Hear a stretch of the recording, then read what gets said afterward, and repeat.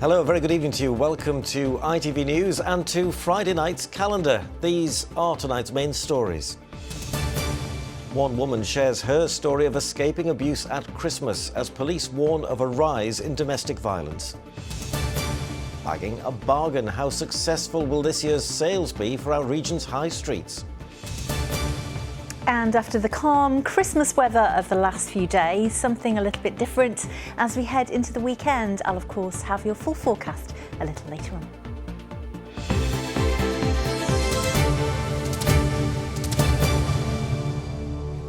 Thank you for joining us. A woman from West Yorkshire has been telling Calendar how she managed to escape domestic abuse at Christmas time, as police forces warned cases rise in December compared to the rest of the year. Sophie, not her real name, felt frightened, trapped and vulnerable because of the time she had to spend with her ex-partner over the festive season. But one Boxing Day, she finally found the courage to leave him. She hopes talking about her experience will help others. Natalie Higgins has been to meet her. You know, it's meant to be such a nice time with everyone getting excited, the best time of the year. But for me, it was absolutely petrifying. It was like living in Groundhog Day. You know, just each day was going through the same cycle. Sophie spent years suffering abuse at the hands of her former partner. She reported him to the police, but he was always able to return to her home. I really just thought this was the end of my life. Just didn't think I had anything to look forward to or anything to live for at all. I really did. I just thought it was the end. Were you scared for your life at all? Yeah, I was absolutely petrified. Incidents of domestic abuse increase over the Christmas period, but it was this time just a few years ago when Sophie found the courage to escape her abuser. It just came to me on Christmas Eve. I just woke up and I thought, I just can't go on like this. I just managed to get a message to my dad. It was just unbelievable because it felt so funny. It felt normal because I hadn't had that for such a long time. And it was just a feeling of relief. And then my mum just held me because they didn't think they were going to see me alive again.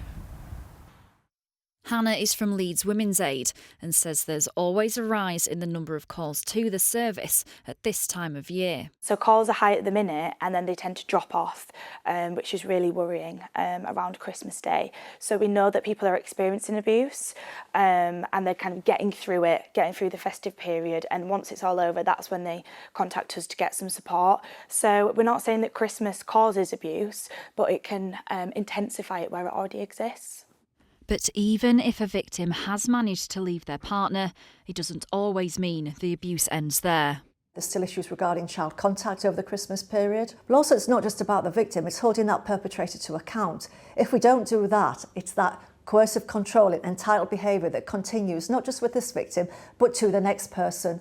For Sophie, she found the strength to ask for support, and now she uses her own story to show there is a way out. The fact that you managed to escape at this time of year, how does that kind of resonate with the people that you speak to? Sometimes there's a look of disbelief, but I like that because it just shows that they can't believe that I was once in that position. This time 3 years ago, that was me. They can see where I am now, and it just shows that there's an absolute brighter future. And if you've been affected by any of the issues raised in Natalie Higgins' report, you can find support and guidance on our website. And also now streaming on ITVX is our documentary Unheard Voices, where we investigate the number of women killed in our region by men already known to police. How can any mother comprehend and ever get over that? To lose your daughter, but then to know it was so preventable. I'm just in disbelief that someone can see someone's record of domestic abuse. And we didn't know any of this. To watch in full, go to the ITVX app on your smart TV, phone or online. Click on Categories, then News and scroll down. Along with our latest programmes, you can catch up with exclusive content and some of our best stories, all available on ITVX on demand. On to more of the day's news, and a 7-year-old girl is being treated in hospital for life-changing injuries after a quad bike collided with a telegraph pole in East Leeds. She was a passenger on the vehicle when it crashed on the high street in Kippax just after 10:30 last night. The 16-year-old boy has been arrested on suspicion of causing serious injury by dangerous driving, while a man and woman, who are both in their 30s, have been arrested on suspicion of child neglect. Police are urging witnesses to come forward. More than £2,000 has been raised for a one-year-old girl who was left in a critical condition after a collision in Barnsley.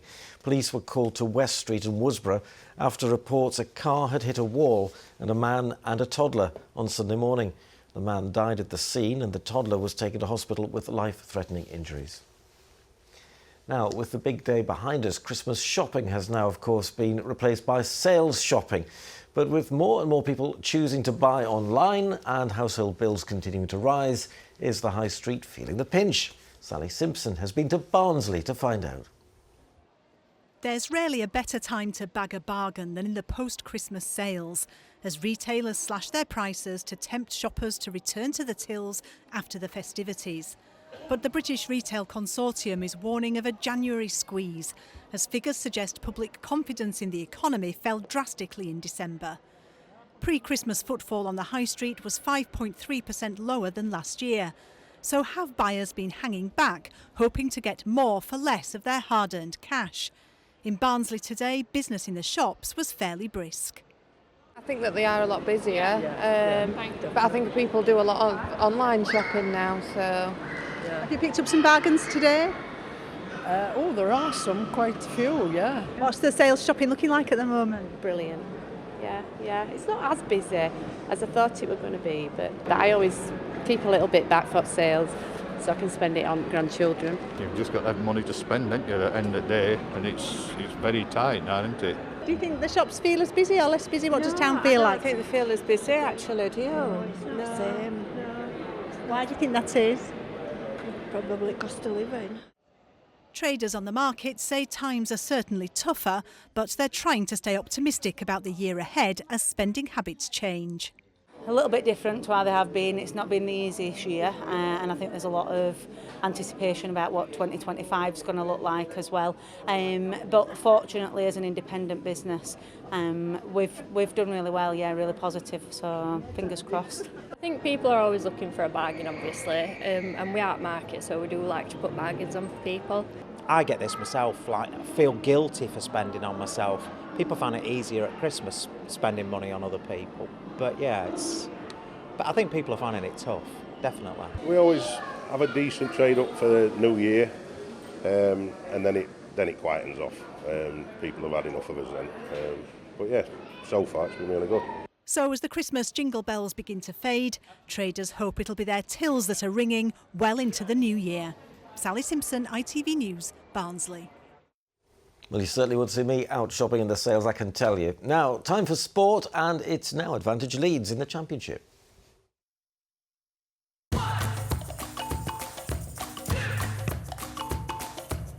Xero Accounting Software sponsors ITV Regional Sports Report. And it's nice to see Arif with us after the Christmas break. Nice to be back at work already. It is, isn't it? And it's, of course, all change at the top of the Championship. Yeah, that's right, Ian. We've reached the halfway stage in the season, and it's Leeds United who are top of the tree on goal difference. After seeing Sheffield United lose in the afternoon, the Whites went to a very foggy Stoke last night and won. Joe Pirro, who you can just about see through the fog, scored twice to take them top. Sheffield Wednesday, on the other hand, came back from 3-0 down to draw with Middlesbrough. Savante Ingelsson kick-started the comeback 2 minutes into the second half. He then played a big part in the second. Josh Windass with the improvised finish, and the comeback was complete when Jan Valery glanced in the header, the perfect time to get his first goal in 5 years. 3-3, the final score there. Yeah, and plenty of drama there. And, of course, that carried on into League One as well. Yeah, Boxing Day football always brings drama, Ian, and this time it was Barnsley coming up with the goods. Davis Keeler-Dunn got the Tykes back on level terms late on. Then Adam Phillips converted from a clever free kick to win the game a minute from time. Now, an own goal 43 seconds into the game was enough for Huddersfield to see off Stockport. The Terriers are now unbeaten in 12. And the first half blitz from Mansfield saw them beat Peterborough 3-0. That's now back-to-back wins for the Stags. And finally, from me in League Two, Andy Cook can claim goal of the day with his strike from range. He then headed in his 100th goal in the Football League as Bradford beat Port Vale at Valley Parade. No, good going for Andy Cook. Congratulations. Yeah, 10, I love those goals. foggy pictures. Foggy football. Oh, you couldn't see anything. Just have to take my word for it. Cameraman's nightmare. Yeah, indeed. Thanks very much indeed, Aaron. Okay. Now, the parents of a Yorkshire paramedic who is taking on a transatlantic row say they're incredibly proud of their son and his 2 teammates as they reach the 1,000-mile mark. The trio, who all work for Yorkshire Ambulance Service, are raising money for a number of charities, and Matt Price has been tracking their progress. Spending Christmas night under starlight in the middle of the Atlantic Ocean, beaming smiles from this group of friends aboard their rowing boat. But they've been battling challenging weather conditions thousands of miles from home. After a really strong first day, we then started to head west a bit soon and got stuck in a massive storm, which was really, really tough with 35-foot waves, all the winds and conditions heading in the wrong direction to what we wanted to go. So we spent a few days going in circles or backwards.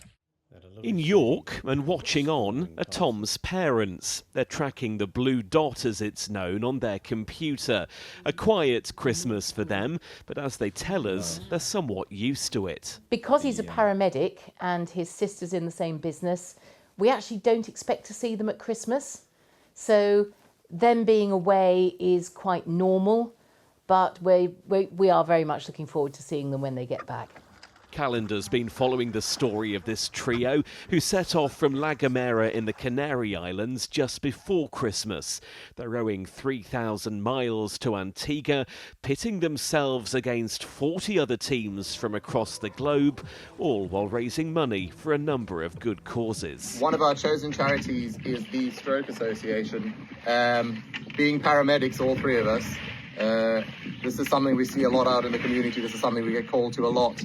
And we think it's really vital the work that this charity is doing to support people who've been through stroke. This is the rough mental test, and if there's 3 gentlemen trained as paramedics who can take it on, we've utmost faith in them. Their supporters are planning a big celebration for when they're home. A huge congratulations on their charity mission. Matt Price, ITV News. And I'm sure we'll keep you up to date with their progress. Right, that's the news. Now then, let's get the weather forecast. Here's Kerry. Today's forecast: seafood and sugar cube towns. TUI sponsors ITV Yorkshire Weather. Hello, very good evening to you. It's been a calm Christmas weather-wise, certainly in terms of those light winds, but producing some problematic mist and fog in places, again, especially during the course of this morning. But over the mountain tops, oh my goodness, we've had plenty of blue sky right over the tops of our hills. Mist and fog still plagues us first thing in the morning, but then we get windier conditions through the weekend. That will help to mix the low cloud up, but produce slightly more unsettled conditions as we head towards New Year. So we lose the high pressure, we look to the north for low pressure. Still a question mark about where the low pressure will sit as we head towards New Year, but it definitely looks windier, the isobars tighter, and a higher risk of showers or longer spells of rain. Overnight tonight, the winds are light, the temperature's relatively mild, but under thicker low clouds, certainly in the south, the temperatures could struggle to be any higher than around 4 or 5 Celsius, but where we've got the towns and cities around 7. So a bit of a mix, generally cloudy, misty, murky, with some dampness, a feel to things as we head towards storm. There are your sun times, 8:24 and 3:52.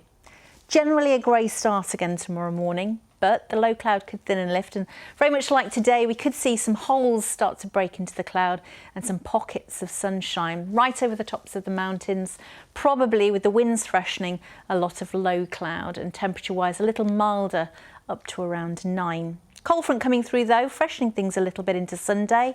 Drier, brighter, but starting to become quite breezy. That's the focus towards New Year. Stronger winds. Take care. TUI sponsors ITV Yorkshire Weather. Well, we're just back at work after Christmas and it's the weekend already. That was a quick week, wasn't it? Have a great weekend. We'll be here throughout the weekend with the news. For now, a very good night.